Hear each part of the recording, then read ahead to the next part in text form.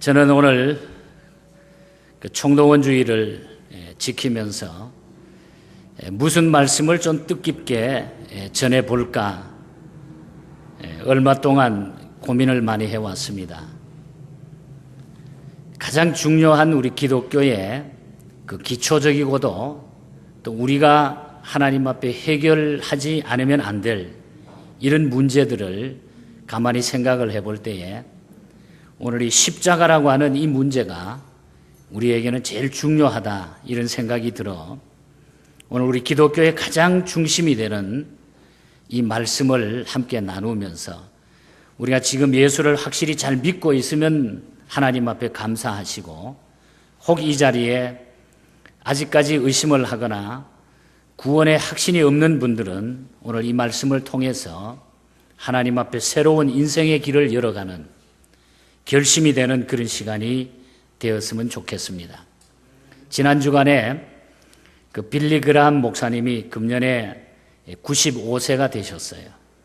지난 주간 인터넷을 보니까 이제 빌리 그라함 목사님이 내가 아마 생애의 마지막 메시지가 될 것 같다 그러면서 설교는 아니었습니다마는 많은 여러 사람 앞에서 CD로 이 말씀이 전해졌으면 좋겠습니다 하고 마지막 생애에 중요한 설교 하나를, 메시지 하나를 전달했습니다.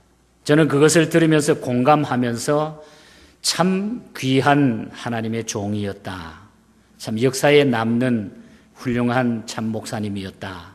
그런 생각을 해봤습니다. 그분은 60년 동안 미국의 정치계의 대통령들이라든지 리더십을 가진 사람들을 뒤에서 멘토하는 하나님의 말씀으로 멘토하는 그런 일들을 한 60년 동안 미국의 일을 도와줬습니다. 많은 분들이 이분의 멘토를 통해서 잘못 가다가 또 바른 길을 걷게 되는 이런 일들이 많았습니다. 그런데 이분이 빌리 그라함 목사님이 하는 말이 참 안타깝게도 이 미국이 지금 현재는 무언가는 잘못돼 가고 있다. 너무 안타까워하면서 그러나 이 미국은 그래도 미국이기 때문에 자기는 생명을 다할 때까지 이 미국이 하나님 앞에 바로 서갈 수 있도록 나는 기도하겠다. 그걸 기도하다가 하나님 부르시면 나는 가겠다. 우리 기독교의 본질로 돌아가지 않으면 안 된다. 청교도의 신앙으로 돌아가고 십자가 신앙으로 돌아가지 않으면 안 된다. 동성연애를 적당하게 다 이제는 교회 안에도 받아들여버리고 동성연애자들이 목사 안수를 받게 되고 이제는 남자 외에 여자 외에 또 사람이 하나 나타나는 이런 일들이 우리 주변에 일어나고 있는 이런 현상을 우리는 맞이하게 됩니다. 우리는 이 시대에 어떤 면에서는 순교적인 이런 각오와 결심을 가지고 하나님 앞에 믿음 생활을 하지 않으면 안 됩니다. 지킬 수가 없는 것입니다. 오늘 제가 전하려고 하는 이 메시지는 사도 바울을 통해서 우리에게 전해주셨던 말씀입니다. 저는 이번에 그리스와 터키 지역을 바울의 전도 여행을 성지순례하고 오면서 이 말씀을 너무나 저는 가슴 깊게 새겼습니다. 제 개인적으로 인생에 어떠한 새로움을 저는 느끼면서 하나님 앞에 이렇게 사는 것이 인생이구나 하는 것을 깨닫게 되었습니다. 오늘 그 배경을 중심으로 해서 오늘 말씀을 드릴 것입니다. 바울 당시에 헬라의 3대 중심 도시는 지금의 그리스죠. 그 3대 중심 도시는 아테네와 그리고 스파르타, 고린도였습니다. 이미 그 당시에 고린도라고 하는 지역은 인구가 60만이 넘었으니까 굉장한 대도시였어요. 이번에 그 고린도를 방문해 봤을 때에 과거의 그 흔적이라든지 그 고린도가 왜 중요했던가, 왜 그 당시에 사람들이 그렇게 세계적으로 많이 몰려왔던가 하는 것을 확인할 수 있었습니다.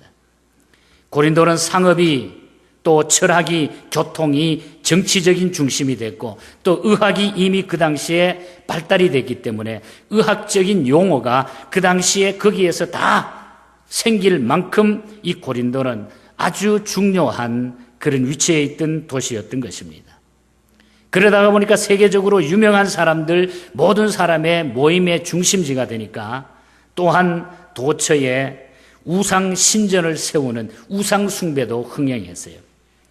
그래서 매춘이 성행하는 이런 일들도 있었어요. 이번에 가서 보니까 그 높은 봉우리 산 하나가 있는데 그 당시에 이미 그 산 위에서 매춘을 하는 여성들이 1000명 정도 살면서 밤에는 도시로 내려와 가지고 매춘 행위를 했어요. 모든 사람들의 중심이 되니까 이런 죄악의 도시가 바로 고린도였다고 하는 것. 한마디로 이 고린도는 전도하기 어려운, 매우 어려운 그런 도시였다는 얘기입니다. 바울이 고린도에 들어간 것은 주후 50년경이었습니다. 고린도 방문에 앞서서 바울이 찾아간 곳이 바로 아테네였습니다. 그런데 이 아테네는 철학의 도시입니다. 웅변학이라든지 수사학이라든지 변증학이 발달된 곳이었고 수를 셀 수 없는 철학자들이 날마다 모여가지고 학문을 논의하는 것이 바로 아테네. 지금도 그리스 아테네에 가면은 특별히 그 사람들은 아주 철학적으로 얘기를 나누고 철학적으로 살아가는 이런 모습을 발견하게 됩니다. 날마다 모여서 학문을 논의합니다. 소크라테스라든지 유명한 철학자들은 전부 그쪽의 출신들입니다. 그런데 바울은 그들에게 복음을 전하려고 하면 그들의 수준에 맞는 방법을 택해야 한다고 생각을 하고 학문적으로 바울은 그들에게 접근을 합니다. 사실 바울도 그 당시에 네노라고 하는 학자였기 때문에 자기도 꿀릴 게 없다 이렇게 생각을 했어요. 가말리엘 문화에서 공부를 했기 때문에 또 3개 국어를 아주 완벽하게 했기 때문에 바울은 자기 자신을 생각하면서 내가 저들에게 얼마든지 이 복음을 전할 때에 저들과 대화가 되겠다. 그렇게 생각하고 아주 지식적인 이런 복음을 전하기를 원했던 것입니다. 그러나 그런 식으로 복음을 전하는데 복음이 신통치 않았어요. 사도행전 17장 34절에 보면은 불과 몇 사람이 바울하고 친한 몇 사람만 예수 믿게 되고 별로 효과가 나타나지 않았다는 그런 얘기죠. 그래서 거기에서 아테네를 떠나가지고 그 다음에 도착한 곳이 바로 고린도라고 하는 항구 도시입니다. 지금도 너무너무 아름다운 도시예요. 고린도는. 거기에서 1년 6개월 동안 머물고 있었어요. 바울은 전도 전략을 바꾸기로 작정을 합니다. 고린도에 가서. 복음은 웅변으로도 안 되고 수사학적으로도 안 되고 지식으로 전하는 것이 아니라 아테네에서 그런 것을 체험했기 때문에 그래서 바울은 여기서 생각하기를 오직 예수 그리스도의 십자가만 내가 전해야 된다. 기독교의 이 복음의 진수를 바울은 깨닫고 거기에 복음의 진수를 전하기 시작하는 거예요. 고린도전서 1장 17절을 보면은 그리스도께서 나를 보내심은 세례를 주려고 하심이 아니요 오직 복음을 전케 하려 하심이니 만일 지혜로 하지 아니하면 그리스도의 십자가가 헛되지 않게 하려 함이니라. 그렇게 말씀하고 있어요. 그리고 18절에 보면 십자가의 도가 멸망하는 자에게는 미련한 것이 되지만은 구원을 얻은 우리에게는 하나님의 능력이 된다. 능력이 된다. 또 23절에서는 우리는 십자가에 못 박히신 그리스도를 전한다. 이렇게 얘기하고 있어요. 그리스도를 전한다. 그리고 2장 2절에 와서는 내가 너희 중에 예수 그리스도와 그의 십자가에 못 박힌 것 외에는 아무것도 알지 않기로 내가 작정을 했다. 그렇게 말씀을 전하고 있는 것입니다. 한마디로 전도 전략을 아테네에서 했던 방법을 완전히 바꾸어 가지고 고린도에 십자가 이 복음을 들고 들어가게 됩니다. 그런데 그 결과 아테네에는 교회가 세워지지 못했지만은 고린도에는 하나님의 교회가 세워지게 되는 거예요. 그래서 하나님의 교회가 세워지고 그 다음에 그 고린도에 놀라운 부흥의 운동이 일어나는데 그 부흥의 운동이 일어나지만은 고린도 교회 안에는 많은 문제가 생기게 되는 것입니다. 십자가는 구원의 상징이고 십자가는 기독교의 상징입니다. 예수님이 십자가에 달려 죽으심으로 우리가 죄사함을 받고 구원을 받았습니다. 이 십자가만 우리가 따로 떼놓으면 의미가 없지만 그러나 이 사도 바울은 예수 그리스도가 지신 그 십자가를 이 고린도에 가가 전했는데 지금도 그 사도 바울이 바마라고 하는 강단을 중심으로 해가지고 그가 전했던 복음의 장소가 지금도 거기에 남아있어요. 아고라라고 하는 장터에 많은 그 상인들이 모여있는 그 장터에 한쪽 중심에서 바울은 강단을 만들고 거기에서 막 복음을 외친 거예요. 그 흔적이 지금도 남아있고 세워졌던 고린도 교회의 터가 지금도 남아있는 것을 이번에 확인할 수 있었습니다. 이렇게 해서 십자가를 전하니까 고린도에 놀라운 역사가 일어나죠. 여러분, 십자가만 따로 떼놓으면 우리가 별 의미가 없지만, 그러나 십자가에 예수님이 죽으셨기 때문에 가치 있고 의미 있는 십자가가 되었다고 하는 것입니다. 본래 십자가라고 하는 것은 사형수를 매달아 죽이는 형틀이었습니다. 예수님이 십자가에 죽으신 이후부터 십자가에 대한 해석과 의미가 달라지기 시작했습니다. 지금도 예수 없는 십자가는 아무런 의미도 가치가 없어요. 그것이 나무로 만든 십자가가 되든 순금 십자가든 보석 십자가든 마찬가지입니다. 예수 없는 십자가는 의미가 없는 것입니다. 그 십자가에 강도를 매달고 그 십자가에 사형수를 매달고 정치범을 매달고 영웅을 매달아도 그 십자가는 아무 의미가 없는 거예요. 예수님의 십자가일 때만 그 뜻이 가능하고 그것이 가능하다고 하는 것입니다. 저는 오늘 설교를 돕기 위해서 여러분 주보 사이에 십자가의 종류라고 하는 페이퍼 하나를 다 넣어드렸습니다. 여기에 많은 십자가의 종류가 나타납니다. 그리스식 십자가, 라틴식 십자가, 그리고 안토니우스 십자가, 그리고 베드로는 거꾸로 졌기 때문에 거꾸로 된 베드로식 십자가, 그리고 불교라든지 독일 군들이 사용했던 것도 십자가의 본을 따가지고 이렇게 십자가를 변형시킨 것입니다. 그리고 평화를 상징하는 비둘기 발자국 모양의 이 평화를 상징하는 십자가도 있습니다. 그리고 중요한 것은 앵크 십자가와 사탄적 십자가가 있다는 얘기. 십자가도 사탄이 있다는 얘기. 앵크 십자가는 생명이 라이프하고 섹스를 상징해가지고 태양신을 상징해서 그 위에다가 원을 그린 거예요. 십자가를 변형시킨 거예요. 그리고 사탄적 십자가는 물음표를 십자가 아래 거꾸로 매달아 놓은 거예요.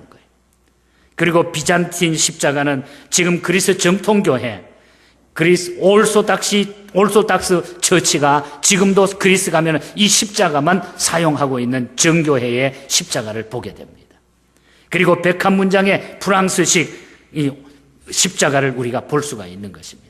십자가는 이와 같이 여러 가지를 우리가 바라볼 수가 있어요. 우리는 이상의 그림에서 십자가의 종류가 많다는 것, 십자가가 그림을 변형시키면은 완전히 그 뜻이 달라진다고 하는 거예요. 십자가는 십자가지만은 조금만 변형시켜버리면 그 뜻이 달라지는 거예요. 찬송가 147장 아이작 와츠가 작시한 찬송가 가사대로 주 달려 죽은 십자가가 아니면은, 그 십자가가 아니면은 아무 의미가 없다는 얘기예요.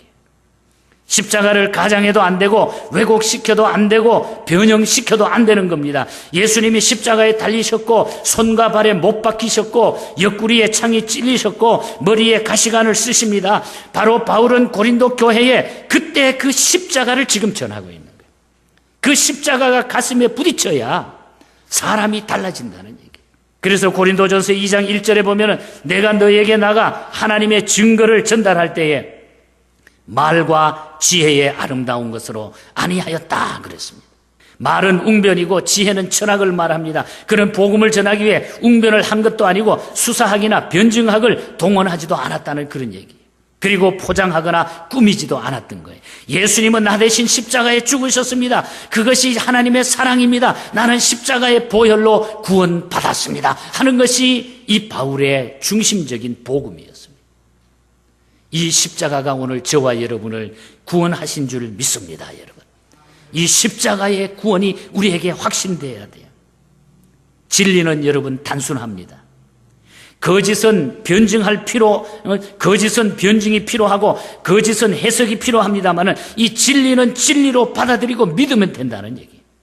예수님이 날 위해 죽으시고 나를 구원하셨음을 믿고 고백하면 되는 거예요. 바로 예수님의 십자가를 우리가 찬양하는 것입니다. 그래서 우리는 이 자리에서 오늘 그 십자가를 믿고 있다고 하면 우리는 다행이지만 아직까지 예수 그리스도의 이 십자가가 나에게 믿어지지 않는다고 하면 우리는 그 십자가를 믿을 수 있는 성령의 도움을 요청할 수 있기를 바랍니다. 우리 인생의 가장 중요한 것은 십자가 사건입니다. 오늘 바울의 이 십자가로는 우리에게 몇 가지 뜻을 나타내주고 있어요. 첫 번째로는 십자가가 최대 최고의 관심사였다고 하는 것을 바울이 말하고 있어요. 바울의 십자가론입니다. 17절 말씀에 보면은 그리스도께서 나를 보내심은 세례를 주려 하심이 아니요 오직 복음을 전케 하심이니 만일 지혜로 하지 아니하면 그리스도의 십자가가 헛되지 않게 하려 함이니라. 고린도 교회 안에는 파벌을 부추기고 만드는 사람이 생겼어요. 교회가 이제 부흥하고 복음을 받아들이고 교회가 점점점 부흥하다가 보니까 교회 안에 점점점 이상한 인본주의 사상이 들어오게 됩니다. 그래서 나는 바울파다, 나는 아볼로파다, 나는 베드로파다, 나는 누구에게 세례를 받았다라고 하면서 당파를 만드는 사람들이 교회 안에 막 생겨나기 시작을 한 거예요. 그들에게 바울이 너희를 위해 죽었느냐? 아볼로가 십자가를 졌느냐? 베드로가 너희를 살렸느냐? 그런 것들은 아무 의미도 가치도 없다. 나는 예수 그리스도의 십자가만 전한다. 이렇게 선언하고 있는 거예요. 오늘 교회들이 이 그리스도의 십자가를 자꾸 피해가기 때문에 문제가 생기는 거예요. 이 십자가가 사라지기 때문에 교회들이 자꾸 문제가 생기는 거예요. 예수 그리스도의 십자가만 전한다고 하는 이 십자가 중심의 교회가 될 때에 하나님께서는 놀라운 역사를 그곳에 나타내게 하시는 것입니다. 교회의 관심사, 우리의 최대 관심사 역시 예수님의 십자가가 피로 이룬 복음이 되어야 되는 것입니다. 복음에는 관심이 없고 무엇이 되느냐, 어떤 직책을 맡았느냐, 누구랑 어울리느냐에 관심이 집중된다고 하면은 십자가를 믿는 사람들의 모습이 아닌 겁니다. 그런 자세가 아닌 거예요. 그런데 바울은 주님이 나를 고린도에 보내신 것은 오직 복음, 오직 십자가를 전하기 위해서다, 그렇게 고백을 합니다. 십자가 없는 종교는 기독교가 못 되는 거예요. 십자가 외에 다른 것에 온갖 관심이 집중되는 것은 결국 욕심입니다. 욕심. 우리가 볼로그랜즈의 햇볕을 집중시켜 보면은 초점이 거기에 생기지 않습니까?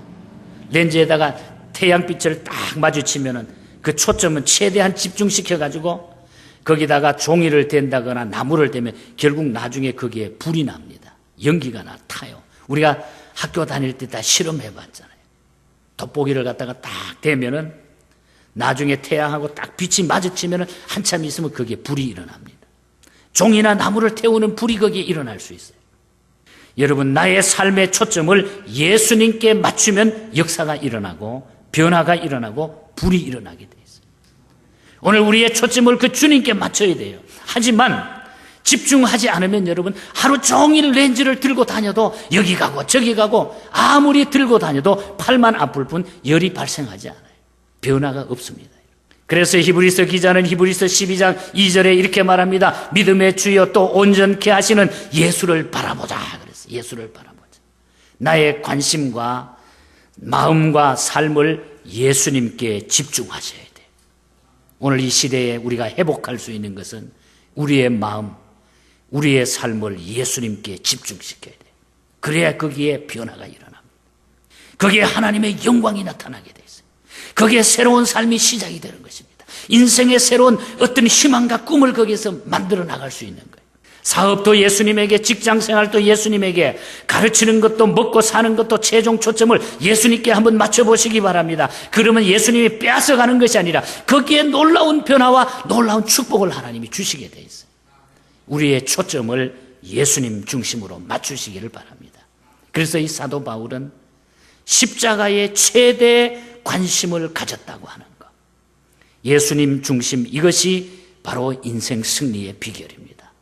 오늘 이 자리에 참여하신 우리 모두들 예수 중심으로 남은 생에 하나님 앞에 새로운 인생 승리의 길을 걷기를 주님 이름으로 축복합니다. 여러분, 예수 중심, 그래야 불이 일어나요.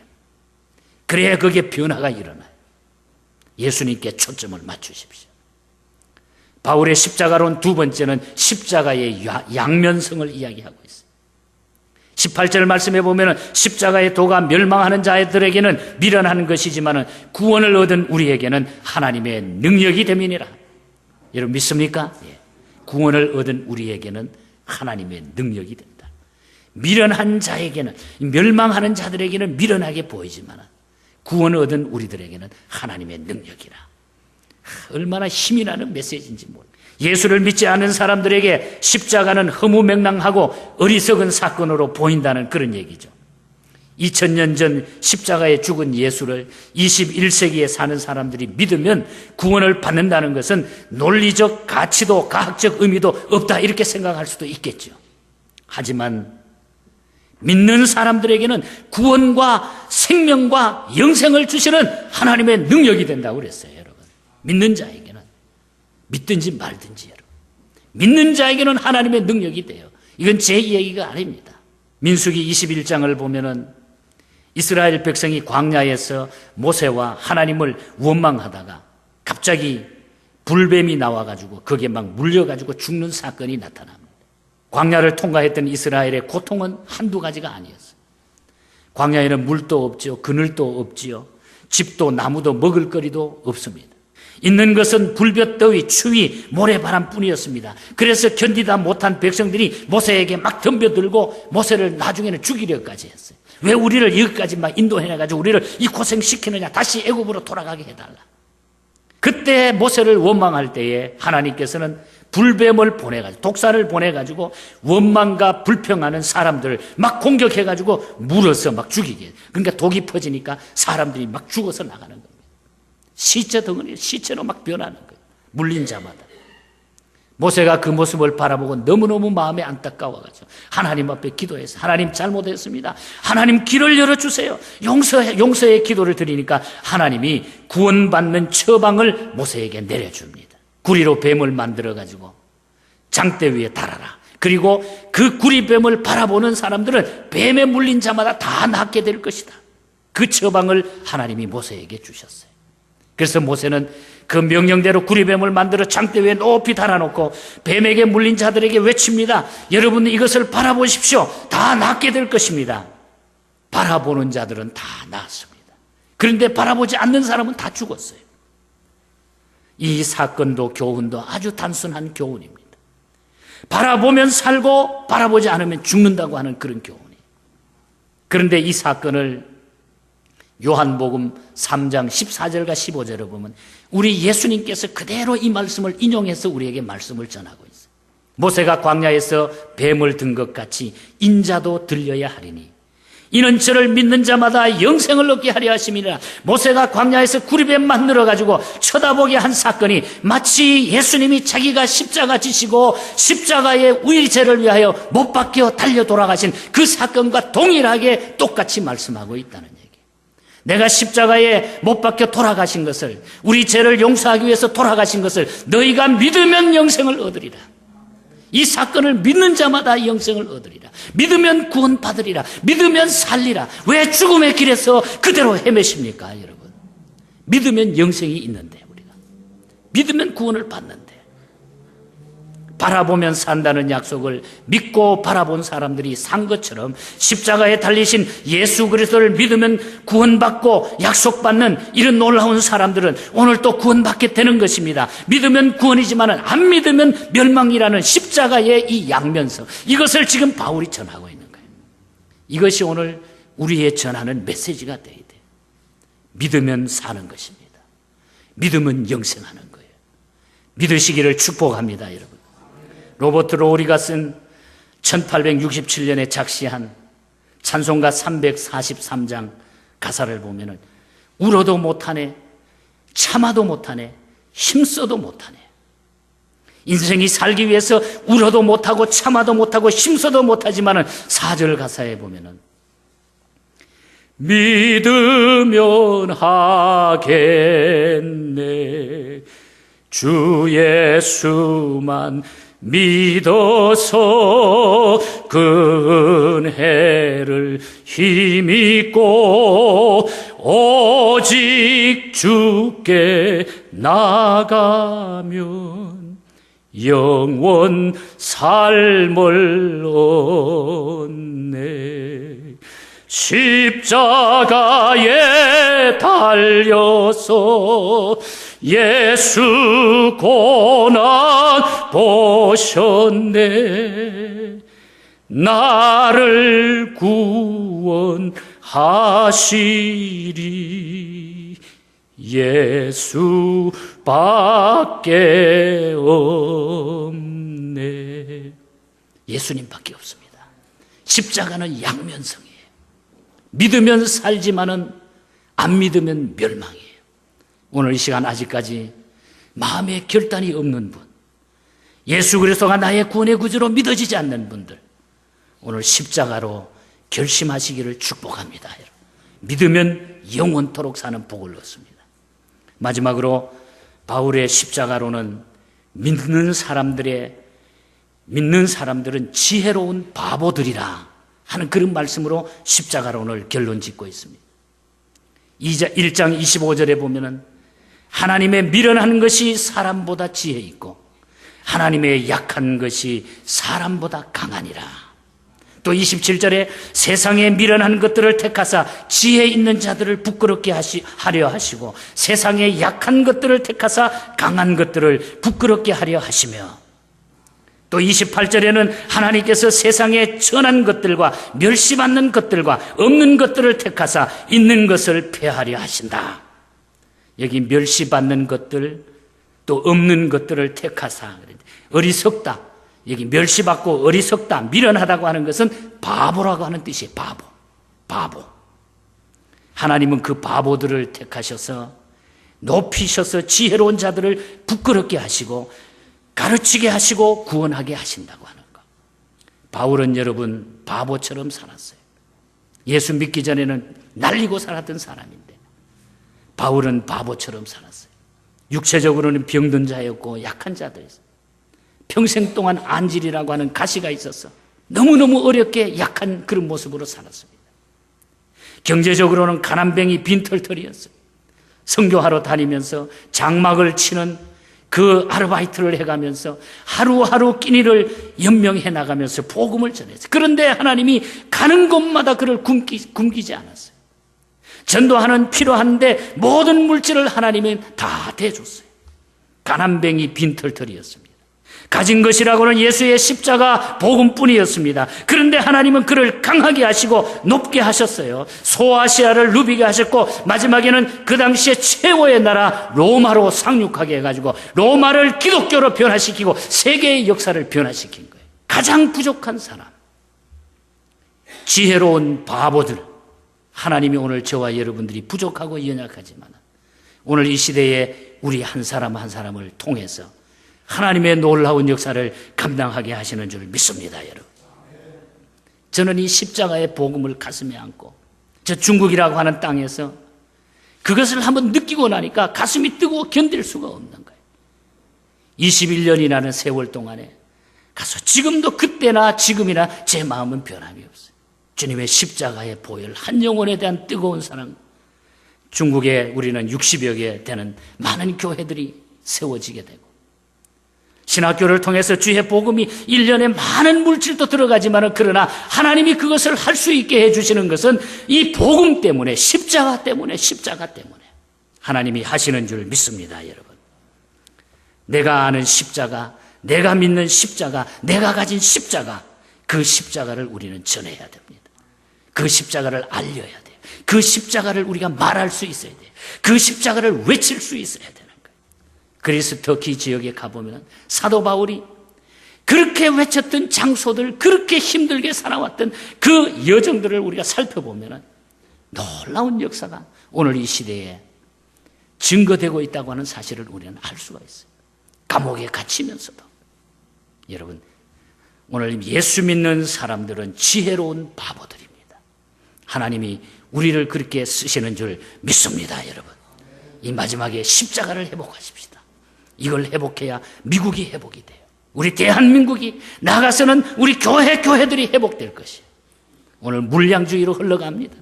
대형 교회들이 그냥 세속주의로 흘러가고 있어요. 지금 모든 목회자들이 세속주의로 흘러가 넘어지고 있어요. 우리는 지구촌의 모든 교회를 위하여 기도해야 돼요. 하나님의 백성들을 위하여 기도하고 이 십자가가 회복이 돼. 빌리그람 목사님의 말처럼 다시 우리는 기독교인의 정체성을 십자가에서 다시 찾아야 돼요. 이 구원의 확신을 다시 우리는 오늘 만들어 나가야 돼요. 이 말씀이 저와 여러분들에게 새롭게 도전이 되시기를 바라고 남은 생애 동안 하나님 앞에 영광 돌리는 복된 생애의 말씀이 되기를 주님 이름으로 간절히 축복합니다.